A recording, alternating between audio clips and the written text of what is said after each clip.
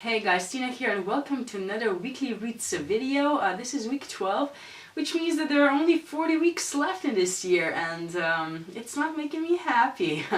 But since you're not here to hear me complain about how time is flying by, I should get to the books. So last week I took it pretty easily. I only actually managed to finish 2 books. Well, actually one was more or less done, so I actually only read 1 book in its entirety, but that was good because, as I mentioned in my previous weekly reads video, I was sort of tired of reading and I needed a bit of a break.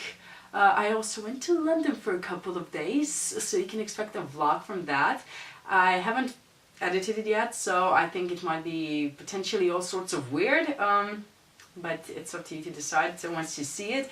Also connected to that, there's going to be a book haul because I naturally bought a few books, and yeah, that's basically it for like the updates. But yeah, so the first book that I finished last week was A Morning Star by Pierce Brown, which is the last book in his Red Rising trilogy. I buddy read the whole trilogy with Haley from Haley Reads, and I will link her channel up above so you can go check her out. This was a good conclusion to the trilogy. There were parts of it that sort of dragged for me, which was surprising because this is a really fast-paced trilogy. I mean, you have hardly any time to breathe during it, So it was surprising that the middle part sort of dragged, and yeah, that weirded me out. And there, at points, I was sort of like, oh, come on, let's get this done, because there were so many, setbacks in the story that I was just like, oh come on, I'm done with this, I want to see how it ends. And it did end with a bang. I really liked the ending part. Not the ending necessarily, I will have to say. It was not to my liking. Well, parts of it were, parts of it not. Let's say, let's put it that way. So yeah, it was, all in all, it was a great trilogy, and I do recommend it, and I'm really happy that I've read it. So the only other book that I managed to read last week was A Robe by Any Other Name by Sarah MacLean.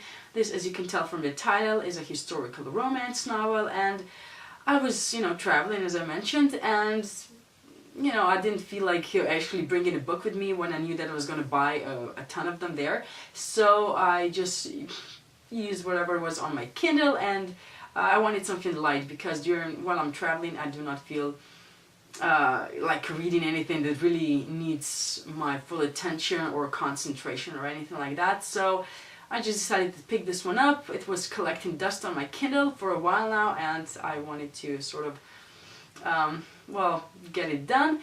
And let me tell you, there have been years in my life where the only thing I read was a romance book. So when I pick up one, I know what to expect. There's a certain pattern, and I understand that it's not gonna blow my mind or anything like that. And this one definitely didn't. We have a hero who lost his whole fortune when he was 21 at a card game. And for the next 16 years, he sort of managed to get a lot of that money back, or earn it back or whatever, and the whole time he was plotting his revenge. And part of what he lost was the land that came with the title, or the part that was allowed to go away from the title because some parts are entailed and whatever. I'm making a mess of this. But anyways, he lost part of the land, and it just so happened that this land somehow came into the possession of one of his neighbors, because he had 2 neighbors. To one he lost everything, and the second one sort of got this land from the first one, and I'm making this a huge mess. But anyways, so the land came to this lady that, it was part of her dowry somehow, because her father wanted to get her married. And yes, naturally, when our hero learned of this fact, he decided to sort of ruin her so she would have to marry him. And once that happens, that was just the beginning of the book, and then he sort of doesn't want actually to have her as a wife. He doesn't want to do anything with her, but I guess he sort of falls in love with her and tries to make amends. And he was just really unlikable, and I didn't even care for her, and the whole story was just not for me, really. So I more or less, I do admit, I skim read half of this book because it was just so annoying. And yeah, it was a waste of time, honestly. So I do not recommend it. Except if you're really new to romance novels and you have no experience, that there are a lot of betters out there. So yeah. So what I'm planning to read this week is actually, I'm in the process of reading 3 books, which it's not making me happy right now for reasons, but I will let you know what those are. So actually I started the book that I mentioned last week, and that is The Truth About the Affair of Harry Kibert by Joel Dicker. This is a murder mystery novel that I said I'm going to start last week, and I actually did manage to read 1 chapter. I didn't get far. It just didn't pull me in right now. So right now I can tell that it's about this author that wrote a bestseller, and he got a lot of money, and he basically then lived off of that, and you know, his editors expected him to come up with another manuscript, but that didn't happen. He just has this a writer's block, and he cannot come up with anything better, or you know, at all. So he goes to his mentor, Harry Kibert, and they talk, and he spends some time with him, and there he discovers that Harry is somehow connected to this disappearance of a girl that happens 12 years before, and that's where the story is going to pick up, I'm assuming, and because I didn't get that far. I might get to it, you know, a bit more this week, but it's not going to be my priority.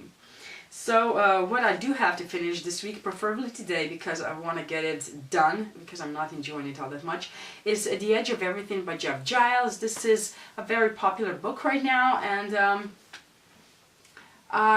it's about Zoe, who lives on this mountain with her brother and mother, and there's a blizzard coming, and her brother ends up in that blizzard, and she has to go out and save him, and they're sort of attacked by this evil man. It's called Stan, and another guy called X comes and saves them, basically, and this X guy is has these powers, and naturally Zoe's fascinated by that, and that's just the beginning of the story. Anyways, I had a lot of issues with this book at the very beginning because there were so many inconsistencies, or at least things happened that just didn't make sense to me, and I will go more into depth about that next week once I'm done with this.